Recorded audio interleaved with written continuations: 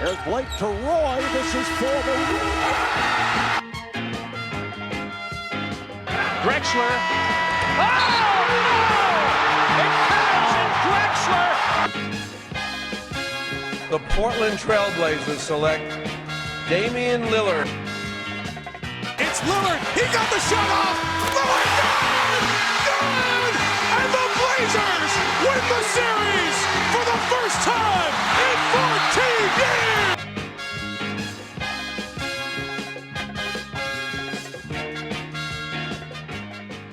Salut à toutes et à tous, épisode 5 du Ripcast particulier aujourd'hui puisqu'on a la chance de recevoir un invité exceptionnel, joueur français qui a découvert l'antre de la NBA cette année, titulaire d'un two-way contract, il a vogué entre NBA et G-League, frère aîné d'une grande famille de sportifs, nous recevons aujourd'hui un joueur des Trailblazers de Portland, le français Jaylen Howard, merci et bienvenue.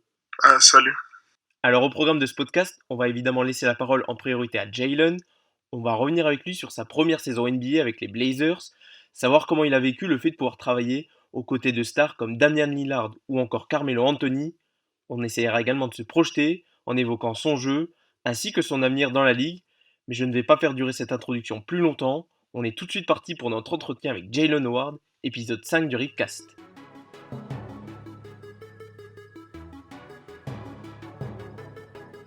My name is Jaylen Howard, and I'm from France.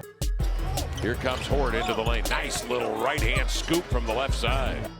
Howard scoops, banked up and in. Nice scoop from Jaylen. Alors on peut déjà te souhaiter un joyeux anniversaire, puisque je vais le rappeler peut-être à nos auditeurs, tu as fêté tes 21 ans le 30 mars dernier, donc quand on enregistre c'était ce lundi. Et donc peut-être avant de rentrer dans le vif du sujet, on peut d'abord prendre de tes nouvelles, puisque la NBA est interrompue depuis le début du mois de mars. Pour le moment, aucun moyen de savoir si la saison reprendra, et si oui, sous quelle forme. On est un peu dans l'inconnu pour l'instant. Alors tout simplement, comment est-ce que tu vas, et comment est-ce que tu t'occupes en cette période un peu particulière? Moi, personnellement, ça va bien. Actuellement, moi, je suis à Chicago, le temps que les choses se clarifient au niveau de la suite de la saison régulière pour la NBA. Et je m'entretiens, j'essaie de m'entraîner à la maison, pompe abdos, gainage, un peu les bases, m'étirer tous les jours, continuer à bien manger, mais ce sont les seules choses que je peux faire pour l'instant en attendant la suite en termes de la saison régulière. T'as pas moyen de te trouver une salle, ou t'as même pas un panier chez toi pour essayer de jouer un peu ballon? En fait, la NBA, et surtout ma franchise, nous interdit de s'entraîner dans d'autres salles que par exemple pour moi, celle de Portland. Si je suis pas à Portland, j'ai pas le droit de m'entraîner. De toute façon, la NBA, ils ont fermé les salles à tous les joueurs.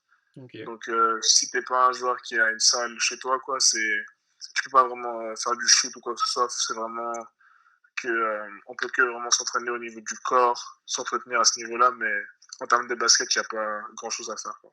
Ok, et justement, tu parles que c'est la franchise qui vous dit de ne pas venir vous entraîner à la salle, et est-ce que justement le staff technique communique régulièrement avec vous?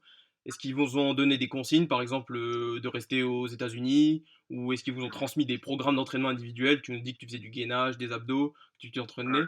Dis-nous un peu comment la franchise elle communique justement avec vous. Au début, c'était vraiment... On a eu un appel collectif avec le general manager, les coachs, les médecins, les joueurs. On a fait un petit peu le bilan par rapport à la situation, et que pour l'instant, il n'y a pas trop de clarité. En fait, on est arrêté pendant minimum de 30 jours encore.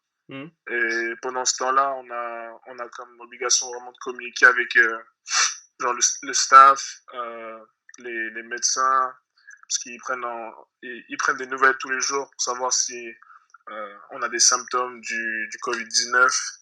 Et après, on doit parler au staff de musculation, etc., pour les programmes, des choses comme ça, et parler au coach si on veut regarder des vidéos, des choses comme ça.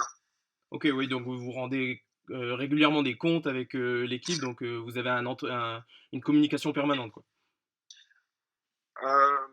permanente, pas avec tout le monde, mais je sais qu'il y a un des médecins qui nous envoie un message tous les jours et il y a quelques coachs avec qui on communique régulièrement. Et je crois que c'était ce week-end, si je ne me trompe pas. Ce week-end, on a eu un autre appel pour encore faire le point parce que la NBA, ils avaient repoussé la date d'arrêt encore. Bon, on voit que ouais, la NBA aussi est un peu dans le flou par rapport à la situation et surtout que la situation empire aux États-Unis, donc ça complique peut-être encore plus, un peu plus les choses. Donc maintenant, on va avancer un peu dans notre entretien. Avant peut-être de revenir sur ta saison, on va peut-être revenir aux prémices de ton entrée en NBA, puisque il faut savoir que tu as effectué une année à la fac avant de te présenter à la draft. C'était à l'université de Wake Forest, où il y a quelques grands noms de la NBA qui sont déjà passés. On pense surtout à Tim Duncan. Après, plus proche de chez nous, les Blazers, il y a également Alpha Camino qui était passé par là-bas. Donc, tu as passé une seule année là-bas, si je ne me trompe pas. C'était aux côtés d'un autre Français, Olivier Sarr. Et donc, tu as décidé de te présenter à la draft. Et en fait, ma question derrière cette petite présentation, je pense que Portland a été dans les premières équipes avec lesquelles tu as effectué un workout, c'est bien ça? Oui, Portland, je me suis entraîné avec Portland, c'était mon deuxième workout. Et donc, l'an dernier, les Blazers possédaient un seul choix, c'était le 25e. Au final, c'est la franchise a choisi de prendre Nasir Little, le joueur North Carolina. Mais est-ce qu'au final, à l'issue des workouts, est-ce que le staff, on sait qu'il y a par exemple souvent dans les processus de draft, il y a des genres de promesses qui sont données aux joueurs. Et est-ce que justement le staff de Portland t'avait fait une promesse que si jamais ils ne pouvaient pas te sélectionner le soir de la draft, est-ce qu'ils reviendraient vers toi te proposer un contrat après la période de la draft? Moi, personnellement, pendant le processus de la draft, j'avais pas eu de communication à ce niveau-là, mais je sais qu'ils étaient intéressés et qu'après mon workout, ils étaient vraiment intéressés, ils avaient vu que j'avais bien un workout, ils m'avaient suivi au long de la saison. Mais je sais que directement après la draft, c'est la première équipe qui m'a appelé et direct, ils m'ont signé. D'accord. Et tu avais eu des propositions d'autres équipes ou non? Mais en fait, je sais pas trop, c'est mon agent, il m'a appelé et il m'a directement dit que Portland, ils allaient me signer, quoi. Et du coup, au niveau des équipes, je sais même pas si j'avais d'autres offres, mais je sais que Portland, c'était la première équipe à vouloir me signer et je trouvais que c'était, enfin, même moi et mon agent, on trouvait que c'était la meilleure solution de toute façon. Et du coup, alors l'équipe t'a offert un two-way contract. Bon, pour préciser à nos auditeurs qui ne savent pas en quoi ça consiste, c'est un contrat qui est réservé uniquement pour les joueurs qui ont moins de 3 années d'expérience dans la ligue et qui permet aux joueurs à la fois d'évoluer en G-League, l'étage inférieur de la NBA, et également de pouvoir passer 45 jours avec son équipe NBA. Et donc, on va d'abord parler de ton expérience G-League parce que c'est là où tu as entre guillemets fait tes premières armes, on va dire. On rappelle que Portland est l'une des seules équipes qui n'a pas d'équipe affiliée en G-League. Et donc, tu as joué pour le compte des Texas Legends. Donc, en 24 matchs, tu tournes à 16 points, 6 rebonds et 2 passes. Tu me corriges si je me trompe. Non, c'est ça. C'est bien ça. Donc, des statistiques, on va dire, plutôt flatteuses, car on sait que c'est pas forcément évident de performer à cet échelon-là. Il y a beaucoup de. Tu m'en diras peut-être quelques mots. Il y a beaucoup de monde qui veut gagner justement sa place en NBA. Il y a des vétérans assez connus, des jeunes comme toi qui ont faim de grimper à l'échelon supérieur. Et alors, justement, est-ce que tu penses que cette expérience de G-League, elle t'a permis de prendre confiance en toi, confiance en tes capacités de scoreur, parce qu'on sait que c'était l'une de tes armes en NCAA? Ouais, moi, je pense que la G-League, ça m'a beaucoup aidé à prendre en confiance et de prendre en expérience de jeu parce que même si c'est pas au niveau NBA, c'est juste en dessous. Il y a des joueurs qui ont soit joué en NBA, soit qui veulent aller en NBA, ou même des jeunes draft picks qui n'ont pas forcément beaucoup de temps de jeu avec leur équipe. Du coup, on les envoie en G-League. Du coup, en termes de compétition, c'est quand même très élevé. Et je trouve que d'avoir pu jouer dans cette ligue tout au long de la saison, je pense que ça m'a aidé en termes de confiance, voir le ballon rentrer, travailler sur les choses sur lesquelles j'étais plus faible et vraiment de continuer à jouer. Et je pense que ça m'a beaucoup aidé cette année. Et justement, pour nos auditeurs qui ne regardent pas forcément de G-League, je pense la plupart de nos auditeurs, quelle est pour toi la véritable différence entre la G-League et NBA? Est-ce que c'est au niveau de la densité physique? Est-ce que c'est au niveau de la vitesse du jeu? de la compréhension des systèmes? Je pense que au niveau des systèmes, c'est un peu plus faible. Il y a moins de systèmes et du coup, je pense que le jeu, il est même plus rapide qu'en NBA. Ça peut être dur à croire, mais en G-League, ça va plus vite qu'en NBA parce qu'en fait, on a moins de systèmes et du coup, il y a beaucoup plus de tirs rapides. Et du coup, il y a beaucoup plus de jeux de relance, de contre-attaque, des choses comme ça. Je pense que au niveau ouais, je pense de la vitesse du jeu, c'est la plus grande différence. Et je pense que c'est ça. OK, ouais, bah, c'est sûr que c'est difficile d'installer des systèmes avec beaucoup il y a beaucoup de joueurs, bah, comme toi qui tournent, qui vont avec leurs équipes de NBA. Il y a souvent des roulements au cours de la saison, des remplacements. Donc, ouais, Ouais. c'est sûr que c'est sûrement difficile pour les coachs d'installer vraiment des systèmes de jeu établis et justement, tu parlais de la vitesse de jeu. Toi, c'est quelque chose où tu es bon, plus le jeu va vite, plus il y a de la transition, plus c'est quelque chose que tu affectionnes, non? Ouais, enfin, quand il y a beaucoup de joueurs de relance ou de contre-attaque, je peux utiliser beaucoup mes capacités physiques. Du coup, je trouve que ça me met en valeur et c'est plus facile à jouer, quoi. OK. Et donc au final, tu es peut-être rappelé plus vite que prévu par, les Trailblazers.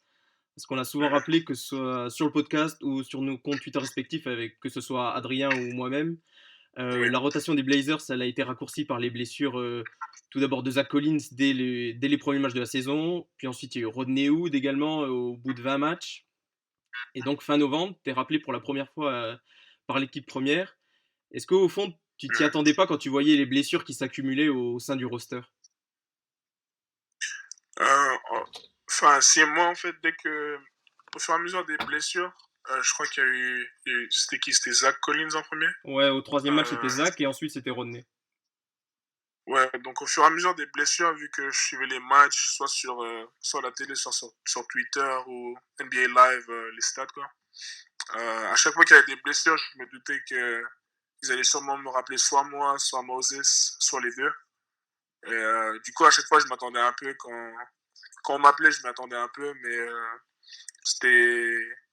Ou en fait, à chaque fois qu'il y avait une blessure, je me suis dit, bon, bah, c'est une opportunité pour nous pour enfin, remplir le trou, quoi. Et au final, du coup, ton rôle il a été peut-être plus grand que tu l'espérais au début de la saison. Donc, tu effectues ton premier match en NBA face à Chicago, où tu marques également tes premiers points à cette occasion-là. Mhm. C'est un joli signe du destin parce qu'on sait que tu as un attachement particulier à cette ville. Comment tu as appréhendé ce premier match et les autres qui ont suivi derrière? Comment tu as appréhendé ta première expérience, ta première véritable expérience en NBA? Honnêtement, enfin, j'apprenais même pas, en fait. Genre, je pense vraiment que la G-League, ça nous a aidé à ça, en fait, parce que euh, la G-League et la NBA, c'est pas forcément la même chose, mais souvent, on voit des joueurs qui sont NBA, qui sont NBA, mais qui jouent aussi en G-League, et du coup, en fait, genre, quand tu arrives dans le match, tu vois pas vraiment la différence, c'est que du basket, quoi. Du coup, j'apprenais pas trop, et je pense que ça m'a aidé à être à l'aise quand j'étais sur le terrain. Et est-ce que les autres joueurs également de l'équipe ont facilité ton intégration? Est-ce que tu peux nous dire quelques mots sur justement ta relation avec les joueurs-là, que ce soit avec les vétérans du roster comme, Dame, CJ ou Melo, ou même avec les plus jeunes?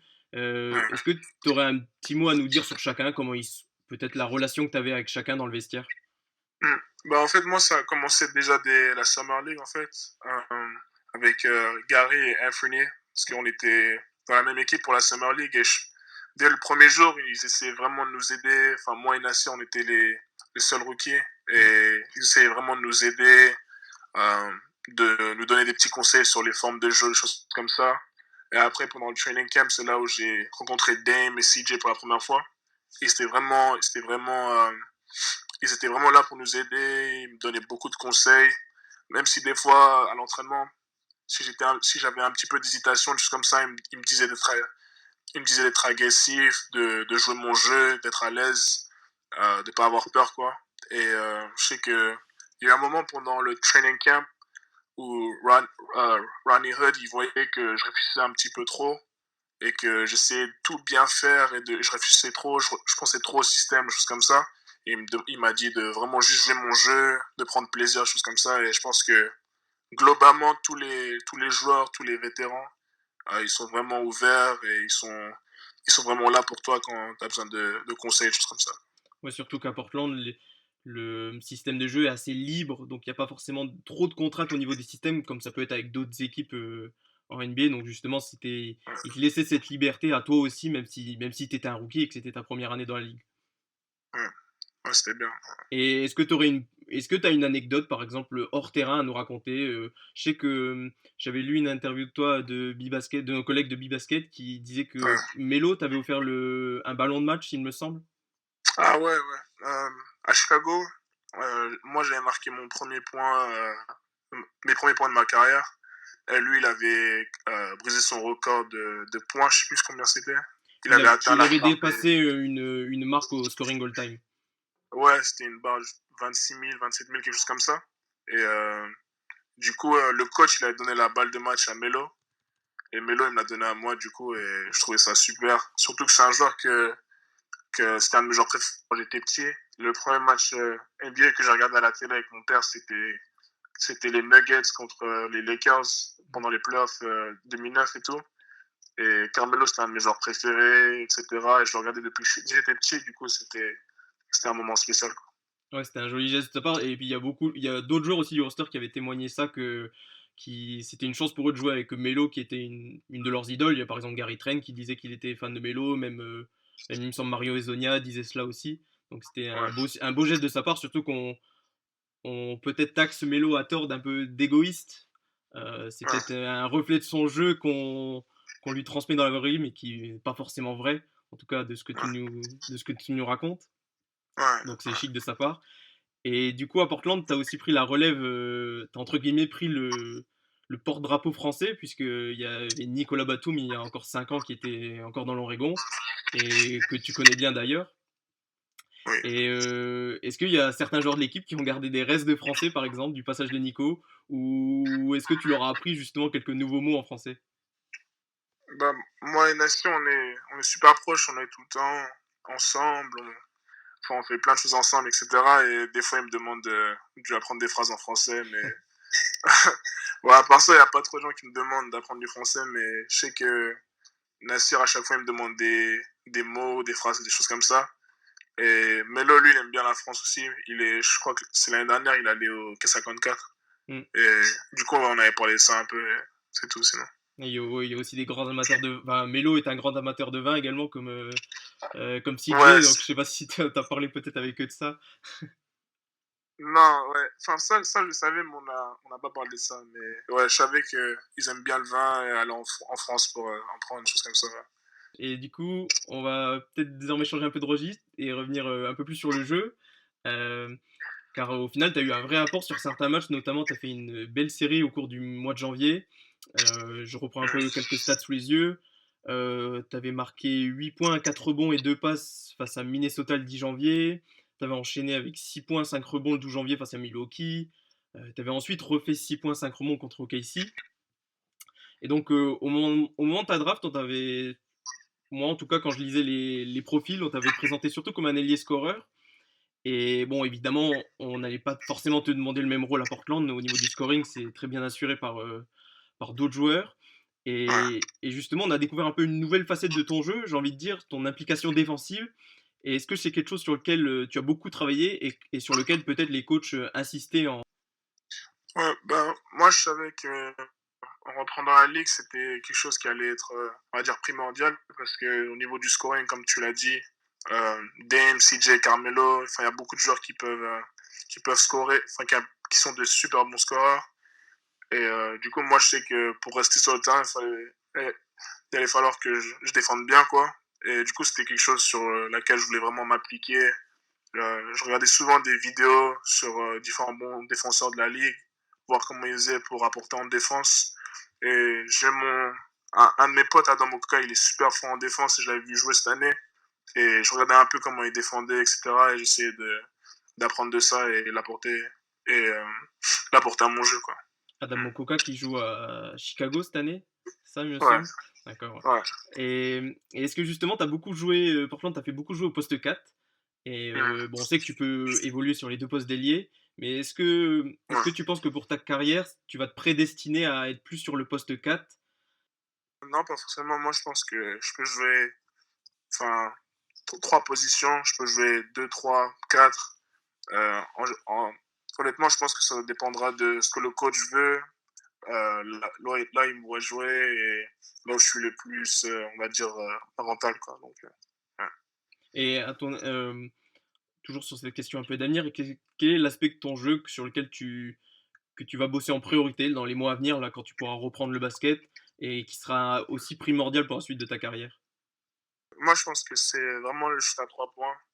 Je pense que si c'est quelque chose que je peux vraiment perfectionner, je pense que je pourrais aller très loin dans la ligue, être un super joueur. Donc, je pense que c'est la chose sur laquelle je vais me focaliser le plus. Et est-ce que justement le temps en G League, ça t'a permis également de travailler ce tir, justement, tu avais beaucoup de pick and shoot et du coup, ça t'a permis peut-être de bosser cet aspect? Ouais, ça m'a permis vraiment de les prendre en confiance, même si je les loupe, continuer à shooter. Et il y a beaucoup plus on va le dire, de droit à l'erreur, entre guillemets, parce que j'avais un plus gros rôle avec cette équipe-là. Et les coachs, ils me demandaient vraiment d'avoir confiance, prendre les tirs, même si ça ne rentre pas, continuer à shooter, parce que pour devenir un bon shooter, il faut prendre l'habitude de les prendre. Si tu dis à chaque fois, ça va pas marcher. Du coup, je pense que ça m'a beaucoup aidé pour ça. Et justement, en début de l'émission, on parlait que l'équipe communique beaucoup avec toi. Mhm. Et, et qui est désigné au sein du staff de Portland sur le développement personnel, notamment des jeunes joueurs? Est-ce qu'il y avait un coach en particulier qui te suivait? On sait que Janero Pargo, je crois, est le coach à peu près désigné pour le développement personnel des joueurs. Est-ce que c'était lui qui s'occupait en priorité de toi ou c'est plutôt l'ensemble du staff qui te conseillait? Moi c'était l'ensemble du staff, mais moi, je sais que pendant l'année, pendant que j'étais en G-League, des fois, il y avait des assistants coach qui me textaient, mais plus régulièrement, c'était Sean Kelly, qui est D'accord. le head des scouts et qui regarde souvent les vidéos ou suivait nos matchs, etc. Et moi, je changeais beaucoup avec lui. Et de temps en temps, j'échangeais avec les assistants coach. Et sinon, on échangeait ensemble quand je revenais à Portland. Enfin, on se posait vraiment, on regardait des vidéos, choses comme ça. Et, voilà.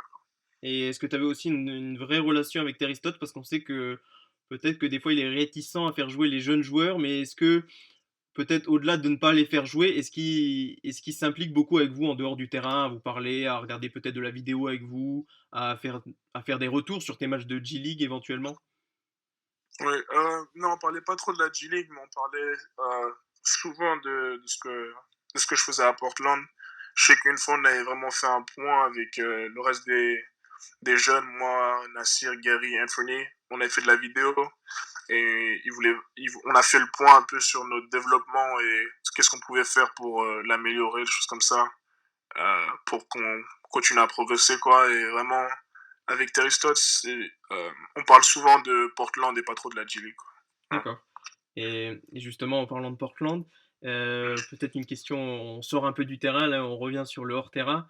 Comment tu as géré ce fait d'avoir des allers-retours incessants entre donc le Texas, qui est quand même assez loin de Portland, et justement l'Oregon? Tu pas forcément de chez toi. Quand tu étais intervenu sur Beansport, tu nous disais que tu n'avais pas de chez toi, tu étais souvent à l'hôtel.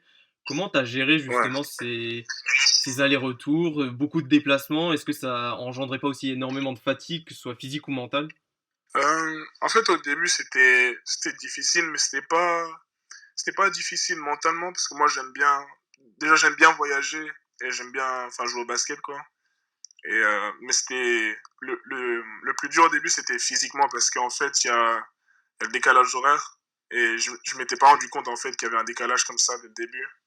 Et après, en termes enfin, de logement, etc., à chaque fois que moi et Moses, on allait à Portland, on devait complètement, genre, enlever nos affaires de nos chambres. Et du coup, ça, c'est un petit peu relou, mais à part ça, c'était pas, c'était pas, enfin, contraignant, mais c'était dur mentalement au début, enfin, physiquement au début.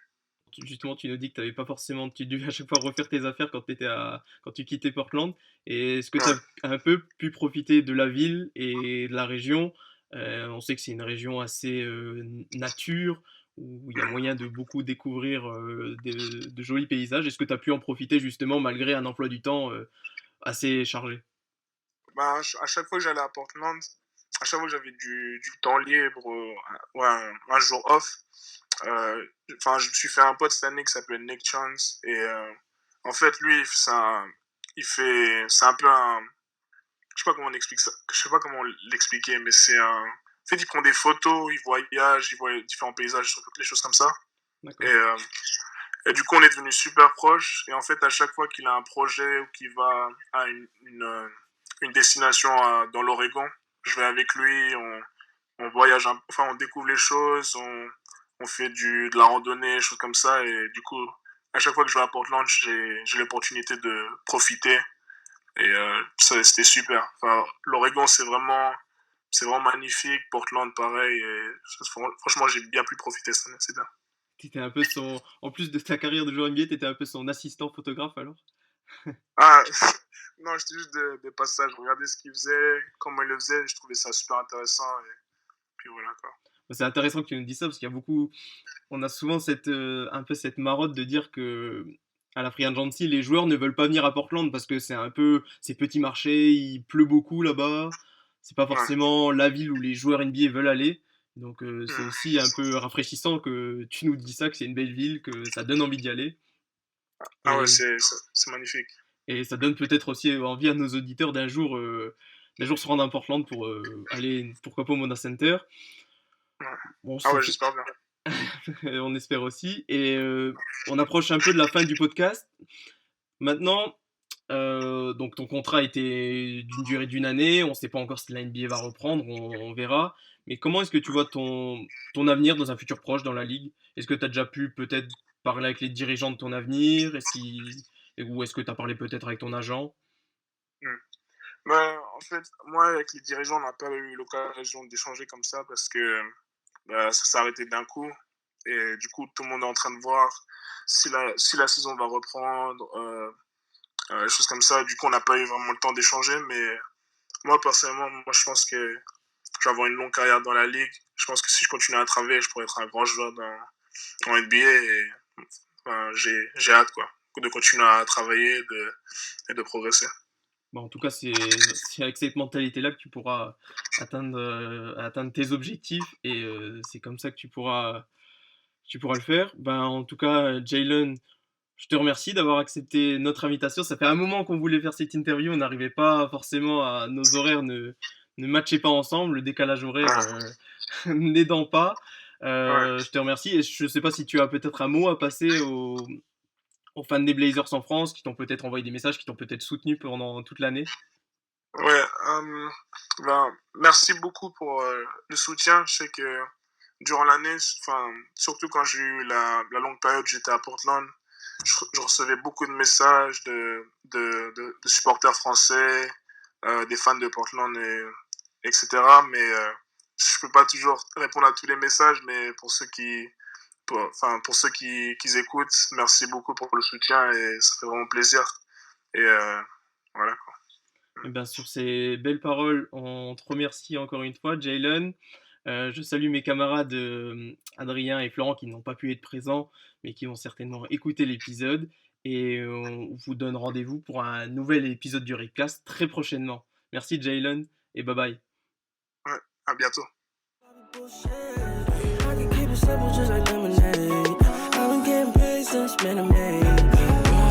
What we doing? Throwing money at the rim. Yeah, what we doing? Throwing money at the rim. Throwing money at the rim. Hey, what we doing? Throwing money at the rim. Throwing money at the rim. I take it easy, pretending then took it over. Lot of foreign talk, but dreaming up on the sofa. Let the seat back, I'm leaning all in the Rover. Make a lot of chips. Life is a game of poker. I be out, sending shots on some lovey-dovey.